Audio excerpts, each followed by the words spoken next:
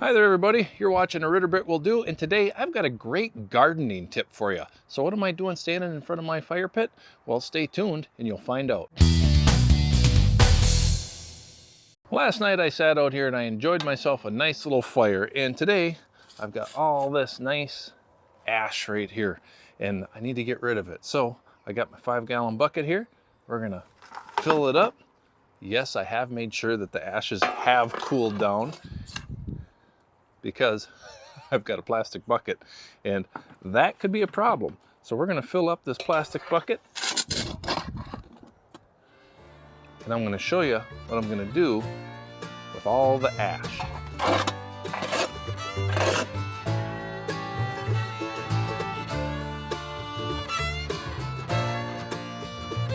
That worked out pretty good, almost a full bucket full, a 5-gallon bucket full of ash. So now I'm going to show you what I'm going to do with it. As you can see, the tomato plants this year are looking really good. I'm quite pleased with the growth of the tomatoes, even though we haven't had any rain. I mean, check out the lawn. The lawn looks absolutely terrible, but I'm at least watering the tomatoes, so they're getting enough water. They look healthy because every time my fire pit gets full, I dump all the ash into the garden. I just kind of sprinkle it on the plants, and ash has some really great beneficial properties for tomatoes. And I'll tell you about that in a little bit. Right now, I'm just going to start sprinkling the ash on the tomatoes so you can see how I do it. I simply just grab a handful and I try to make sure that I'm upwind of the ash moving, because it makes quite a mess.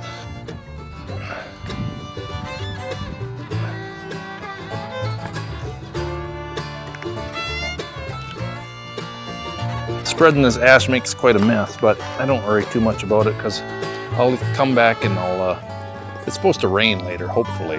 But if it doesn't look like it's gonna rain, I'll come and I'll wash all of this off of the plant leaves. And sometimes you can just shake them too, and the ash falls right off. So it's not a big deal. It doesn't hurt the plant any. Now, tomatoes and flowers and such love this ash, but I would not recommend it for your corn. It's not really that great for corn. Corn would rather have as much nitrogen as you can almost put on it. Corn doesn't like to have too much potassium, which is basically what ash is potassium and calcium. And it's also a good insect repellent, believe it or not.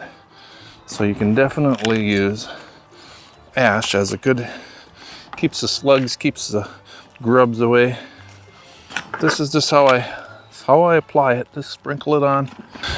In this garden here, I'm trying to grow some beans. And what else do I got? I think I got some lettuce growing and carrots, yeah.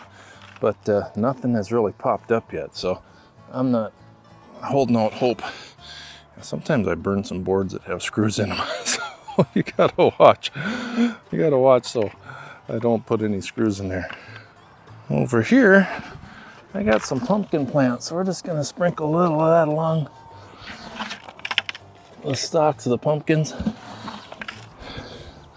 I'm not really sure if ash is good for pumpkins, but we'll find out, I guess. As you can see, I put a generous coat of ash on the tomato plants. Coated them really well. And you might be concerned that, oh, the leaves are coated with ash, but the wind will either knock that off, or it's supposed to rain today, but I might just come along and sprinkle these real quick with the hose and get them nice and clean. So then they'll look pretty good.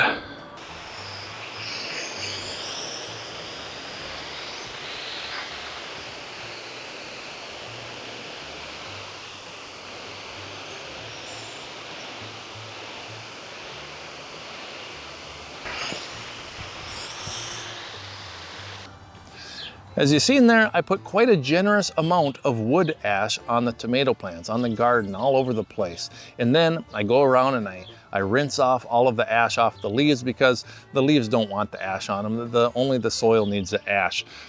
So if you have some wood ash, if you have a fire pit and you don't know what to do with all of that ash that you have, throw it in your garden, especially for your tomatoes. Your tomatoes are gonna love it, because tomatoes like potassium, they like calcium, they like magnesium, and the wood ash also makes the plant more insect resistant.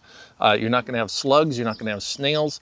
Insects don't like to be crawling around in a garden bed that has a lot of ash in it. They'd rather not. They'd rather stay away from it.